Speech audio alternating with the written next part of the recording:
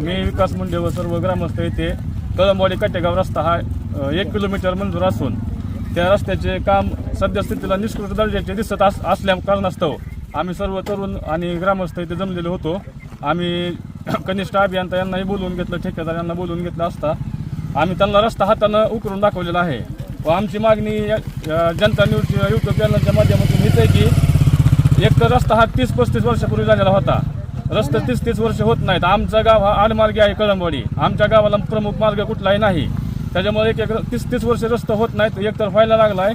त्याच्यात मी पुन्हा बोटानं उकरून डांबर सुद्धा वापरलेलं नाही, निघून शिंतोडा मारलेले नुसतं डांबर आम्ही ह्या चॅनलच्या माध्यमातून उकरून आम्ही समस्त बार्शीकरांना जिल्ह्याला दाखवत आहोत।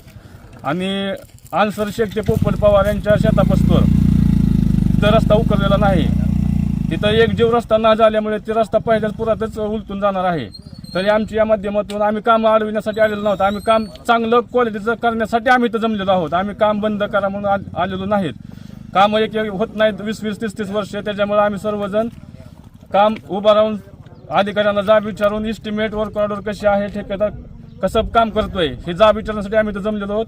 तर आम्ही सर्व कामाची पद्धत क्वालिटी ही उकरून दाखवलेली आहे समध्यांनी आणि पुढं बी दाखवली खडीकरण कसं केलंय, रस्ता उकरलाय का नाही, कुठवर उकरलाय ही सगळ्या माध्यमातून दाखवलेलं आहे। तरी माझी यातून सर्व प्रशासनास व ठेकेदारास विनंती आहे की काम हे उत्तम दर्जाचं क्वालिटीचं व्हावं, अन्यथा आम्ही पुढील कारवाई करण्यासाठी सुद्धा आम्ही मागे पुढे हटणार नाहीत।